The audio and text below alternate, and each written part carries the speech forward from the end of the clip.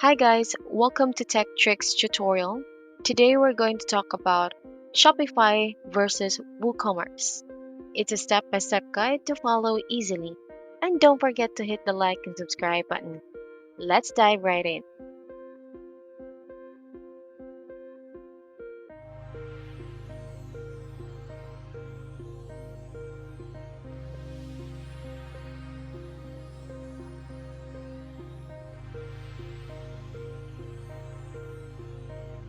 Shopify is an all-in-one e-commerce solution that makes it easy for you to create an online store, accept payments, and manage your inventory, all from a single platform.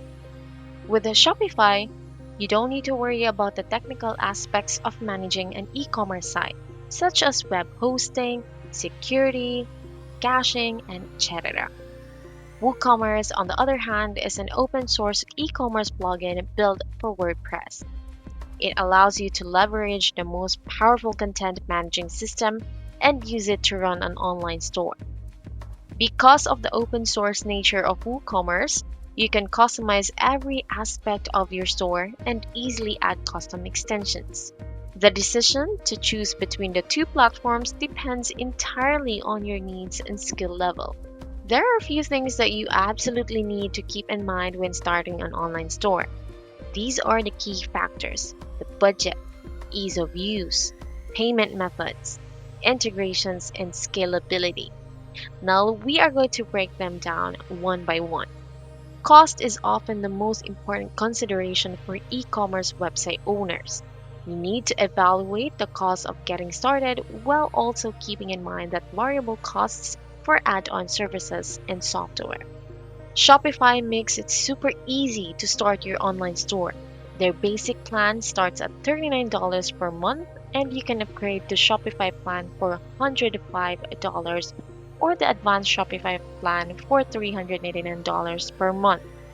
Each of these plans includes an SSL certificate and web hosting. It will come with a Shopify branded subdomain also. Now, WooCommerce is an open source and available as a free plugin. However, you'll need a domain name, SSL certificate, and a WordPress hosting account to start a WooCommerce store. Typically, a domain name costs $14.99, an SSL certificate costs $69.99, and web hosting costs around $7.99 per month. This is not cheap, particularly when you are just starting out. As you can see, the cost of starting a basic WooCommerce store is significantly lower than Shopify. WooCommerce also doesn't charge you a percentage fee on transactions, which is a very nice perk. Keep in mind that WooCommerce costs start adding up as you purchase paid extensions. Your hosting costs will also increase as your online store grows. With a number of free themes and free add-ons available for WooCommerce, it's definitely the winner when it comes to costs. Shopify is a fully hosted platform, which means you don't need to install, manage, or update any software. You also don't need to worry about security, performance, backups, and compatibility issues.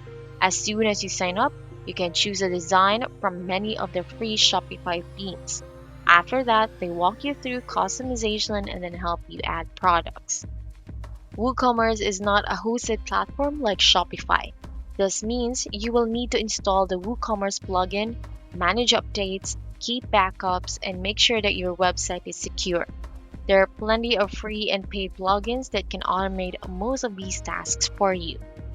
WooCommerce is super flexible when it comes to customizations. You have full control of the whole platform.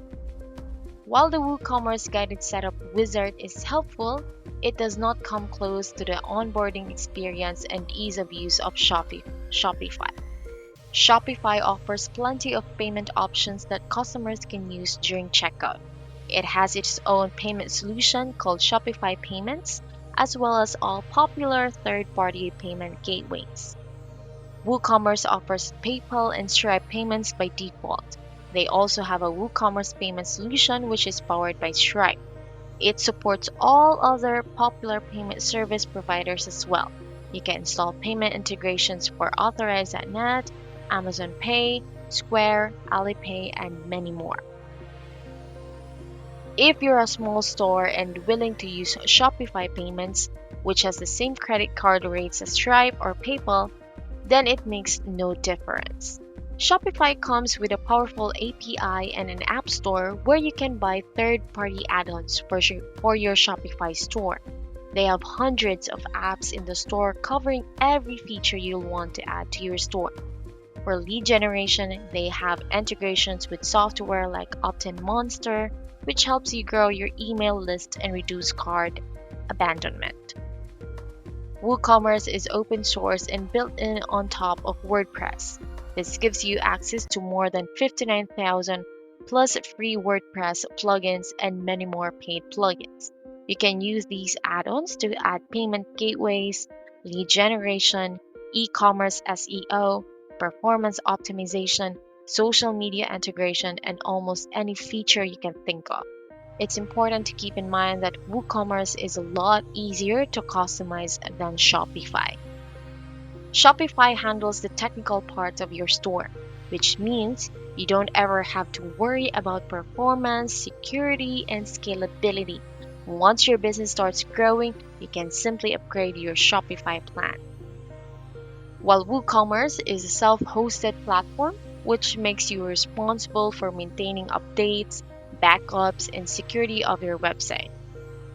Despite the control that WooCommerce offers, some small businesses simply prefer a hassle-free solution, which we can get from Shopify.